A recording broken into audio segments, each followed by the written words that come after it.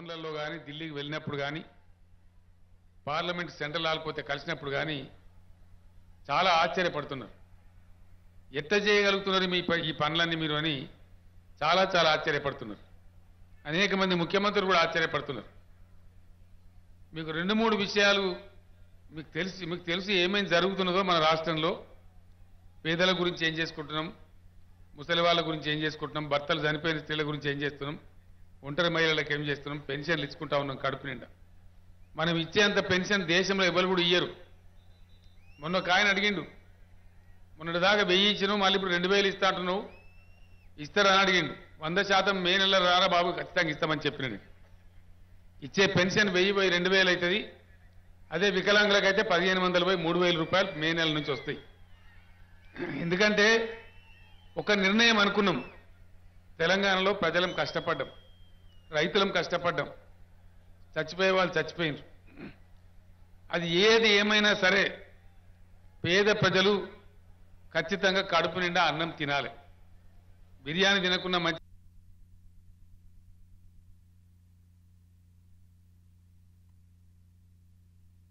2 పూటలు గ్యారెంటీ తింటాం, మాకు బాధ లేదన్నట్టు. దానికోసమే ఎవరన్నా అడిగినా అడగకపోయినా ఉండాలని ఎవరు అడగలే. ఒంటరి ఆడవాళ్లకు, ఒంటరి మహిళలకు పెన్షన్ ఇవ్వని నాకు ఎవరు డిమాండ్ పెట్టలే. చర్చ చేసినాం మేమే, ఎమ్మెల్యేలు కావచ్చు, ఎంపీలు కావచ్చు, మంత్రులు కావచ్చు, మాకు మేమే చర్చ చేసి ఇది న్యాయం ఇయ్యాలే అని ఇచ్చేసినాం. తుమ్మల నాగేశ్వరరావు గారు పాలేరు ఎమ్మెల్యేగా ఉన్నప్పుడు అక్కడ బోధకాలు, ఆ మోదకాలు అంటాం మనం, ఆ బోధకాలు వ్యాధిగ్రస్తున్నారు. ఇది కూడా వీళ్ళకి ఇయ్యాలి న్యాయం అనేటువంటి మాట చెప్తే అక్కడ కూడా వాళ్ళకు కూడా ఇచ్చినాం. ఎక్కడ ఎవరికి అవసరం ఉంది అని భావిస్తే వాళ్ళకి సంక్షేమం చేసుకుంటూ ముందుకు పోతా ఉన్నాం. రైతుల గురించి దేశంలో ఏ దేశంలో కూడా లేదు, ఏ రాష్ట్రంలో లేదు ఇండియాలో. ఎందుకంటే తహసీల్ రకం వసూలు చేయడానికి తహసీల్దార్ వస్తే రైతులు పారిపోయేది. ఇలా తహసీల్ రకం లేదు, మనమే ఉల్టా ఎకరానికి 4000 చొప్పున పంటకి ఇస్తా ఉన్నాం. ఈ మే నెల తర్వాత 1000 రూపాయలు పెంచినాం. పంటకు 5000 చొప్పున ఎకరానికి 10,000 రూపాయలు రైతు బంధు వస్తుంది. ఇచ్చిన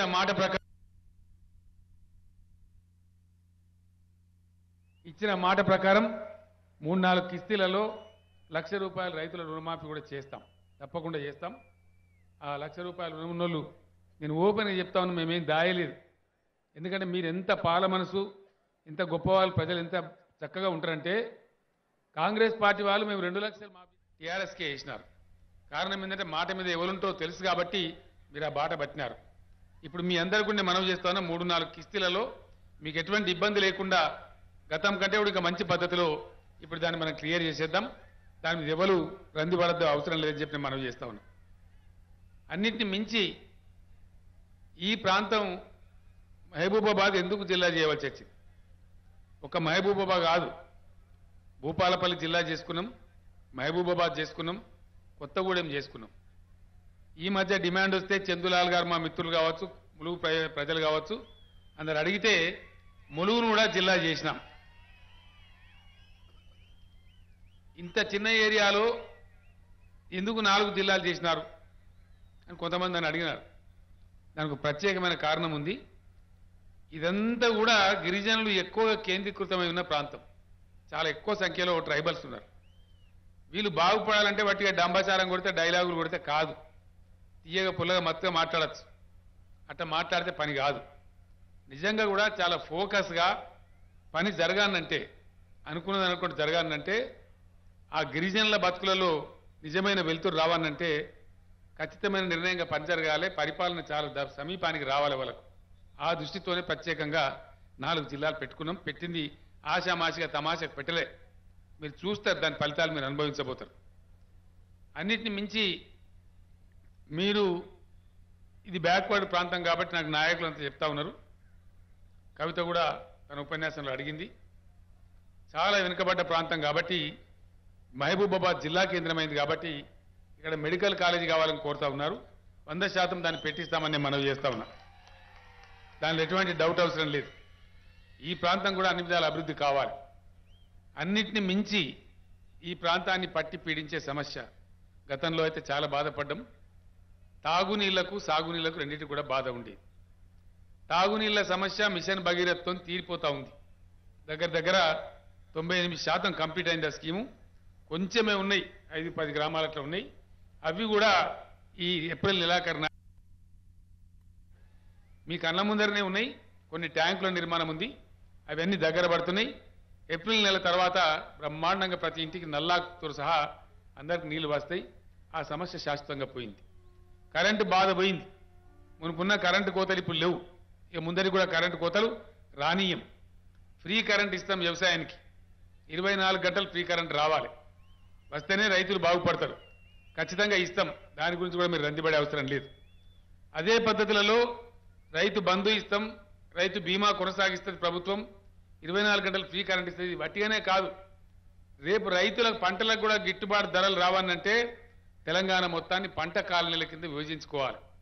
ఏ ఏరియాలో భూమిని బట్టి వాతావరణాన్ని బట్టి పంటలు ఏవైతే మేలుగా పండుతాయో అధికారులు మీకు చెప్తారు, రైతు సమన్వయ సమితి మిత్రులు మీకు చెప్తారు. దాన్ని ఫాలో కావాలి. అయితే నిర్ణీతమైన పంటలే పండిస్తాం కాబట్టి ధరలు మనం పండించే పంట ఆన్ డిమాండ్ అమ్ముడుపోతుంది. మార్కెట్లలో పోయి మనం పరిశానవుడు కాదు. మన దగ్గరనే ఫుడ్ ప్రాసెసింగ్ యూనిట్లు ఏర్పాటు చేసి అవి కొని ఇప్పిస్తాం. రెండవ విషయం, ఇది పంట మంచిగా పండాలి, మంచిగా రావాలి, మంచిగా జరగాలంటే 2 పనులు జరగాలి. ఒకటి, భూములతో ఉన్నటువంటి లంగ తకరారు పంచాయతీ అంతా పోవాలి. అది సాధారణమైన వాళ్ళది కావచ్చు, పోడు భూములు కావచ్చు. ఒక పోడు భూమి సమస్య పరిష్కారం అయితేనే పరిష్కారం కాదు. నేను ఒక్కటే మాట మీకు మనవి చేస్తా ఉన్నా. నేను కేసీఆర్ బాగా మొండి, మీకు తెలుసు. నేను గట్టిగా అనుకుంటే ఎట్లా చేస్తున్నా మీకు తెలుసు. 600 అయినా సరే తెలంగాణ రాష్ట్రం ఈ దేశానికి ఒక మోడల్ కావాలి, ఒక ఆదర్శం కావాలి. తెలంగాణ నుంచే భారతదేశం మొత్తం నేర్చుకోవాలి. భూ సంబంధమైన కిరికిరి ఒక ఎకరం గురించి కూడా లేకుండా చేసే జిమ్మెదారు నాది. అది పోడు భూమా, పట్టా భూమా, వారసత్వంలో వచ్చిందా, కొంటే వచ్చిందా, ఏ పద్ధతిలో రానిగాక ఏ భూమి ఎవలది అనేది నిర్ధారణగా అవసరమైతే 1000-2000 కోట్లు ఖర్చు పెట్టైనా చాలా అధునాతనమైన పరికరాలు వచ్చినాయి, జీపీఎస్ సిస్టమ్స్ వచ్చినాయి. వాటి ద్వారా ఎక్కడ అవసరమో అక్కడ సర్వే కూడా చేయించి భూ సంబంధమైన పంచాయతీ లేకుండా చేసే బాధ్యత నాది. నేను ఒక జిల్లాకు 2 రోజులు 3 రోజులు నేనే వస్తా. వాడిని మీరు నమ్మదలుచుకోవాలి. నేనే వచ్చి కూర్చొని చీఫ్ సెక్రటరీ నుంచి మొదలుకుంటే మొత్తం అడ్మినిస్ట్రేషన్తో తీసుకొని వచ్చి అవసరమైతే ప్రతి జిల్లాలో 3 రోజులు నేనే స్వయంగా ఉండి ప్రజా దర్బార్ పెట్టి ప్రజలందరినీ పిలిపించి ఏ గుంట భూమి గురించి కూడా ఏ రైతు బాధ లేకుండా ఎవల భూమి ఏందో నిర్ధారణ చేసి వాళ్ళకి ఇస్తాం. ఇంకో విప్లవాత్మకమైన ఆలోచన చేస్తా ఉన్నాం. ఇండియాలో ఇదివరకు లేదు. కంక్లూజివ్ టైటిల్ అంటే పూర్తి యాజమాన్యం లేదు.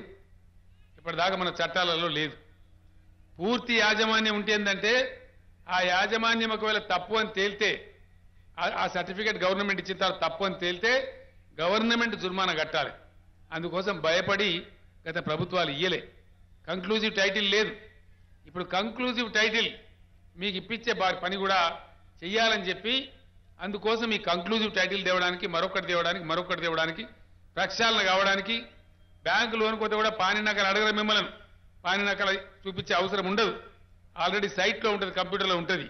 అంత మంచి పద్ధతి రాబోతా ఉంది. వీటన్నిటిని చేయాలంటే రెవెన్యూ యాక్ట్ను పూర్తిగా మార్చాలి. పాత పద్ధతి పోవాలి. అసలు రెవెన్యూ డిపార్ట్మెంట్ అనే పేరే బేకార్ పేరున్నది. ఎందుకంటే రెవెన్యూ కలెక్ట్ చేసేది, రెవెన్యూ అంటే శిస్తు వసూలు చేసేది. ఇప్పుడు శిస్తు ఎక్కడిది, మన ఎక్కడిది? గవర్నమెంటే ఉల్టా 5,000 ఎకరానికి పెట్టుబడి పైసలు ఇస్తుంటే ఇక వసూలు ఎక్కడిది? కాబట్టి డిస్ట్రిక్ట్ కలెక్టర్ అంటే కూడా ఏంది, కలెక్ట్ చేసేవాడు అని అర్థం. అది బ్రిటిష్ కాలం నాటి పేరు. ఈ కలెక్టర్ పేరు కూడా కలెక్టరే ఉండన్నా, లేకపోతే జిల్లా పరిపాలనాధికారి పేరు మార్చానా, అది కూడా ఆలోచన చేస్తా ఉన్నాం. కలెక్షనే లేదు, ఇక కలెక్టర్ ఎందుకు నాకు అర్థం కాదు. కలెక్షన్ ఉంటే కదా రెవెన్యూ వసూలు చేస్తే కదా.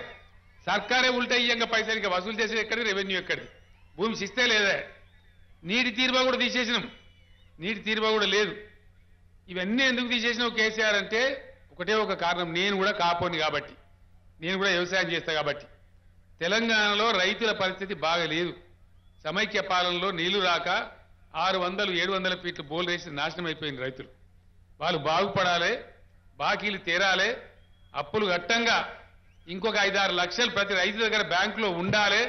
అది బంగారు తెలంగాణ. దాని దిశగా పోతున్నాం. అందుకోసమే ఫ్రీ కరెంటు, అందుకోసమే పెట్టుబడి, అందుకోసమే రైతు బీమా, ఇవన్నీ కూడా దానికోసమే. కాబట్టి అందుకోసమే రైతు సమన్వయ సమితులు, అందుకోసమే పంటల గిట్టుబాటు ధరలు ఇప్పించే ఫుడ్ ప్రాసెసింగ్ యూనిట్లు. కాబట్టి రైతాంగం దయచేసి రేపు అధికారులు చెప్పేది ఫాలో కావాలి. నా ఇష్టం నేనే అనొద్దు. రైతు సమన్వయ సమితులు చెప్పేది కూడా ఫాలో కావాలి. మనం బాగుపడాలి. దయాకర్ రావు గారు ఇంకో మాట చెప్పిండ్రు.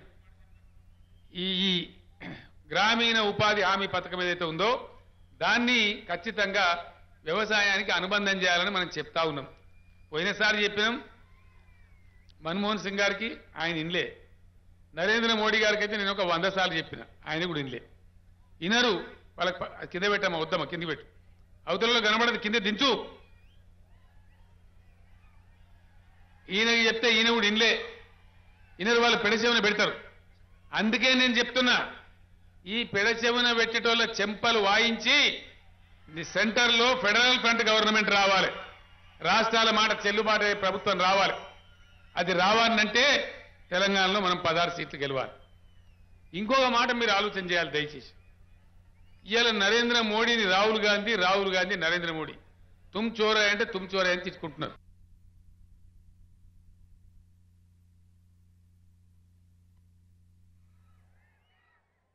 బొబ్బ పెడుతున్నారు. వాళ్ళే బజార్లో పడి వీరంగం ఎక్కుతున్నారు. ఎందుకు? మనను గోల్మాల్ చేయడానికి. ఎవరు పరిపాలించారంటే దేశాన్ని 66 ఏళ్ళు వీలే కదా పరిపాలించింది. కాంగ్రెస్ బీజేపీ కదా. ఇంకా వేరే వాళ్ళు ఎవరో పరిపాలించినట్టు ఏంటంటే 66 ఏళ్ళు వీళ్ళు పరిపాలించారు. మొన్న రాహుల్ గాంధీ అంటే ఆయన గరీబ్ హఠావో అని మాట్లాడారు. ఫస్ట్ 1947లో దేశానికి స్వతంత్రం వచ్చినాడు నెహ్రూ గారు చెప్పిన మాట, దరిద్రో నారాయణ, దరిద్రుణ్ణే భగవంతుడు అనుకుంటాం అని మాట్లాడింది. అంటే ఆనాడు దరిద్రులను గుర్తించి దరిద్రో నారాయణ అన్నాడు. ఇందిరాగాంధీ గరీబీ హఠావో అన్నది. ఆమె కొడుకు రాజీవ్ గాంధీ ఆయన అదే మాట చెప్పిండు.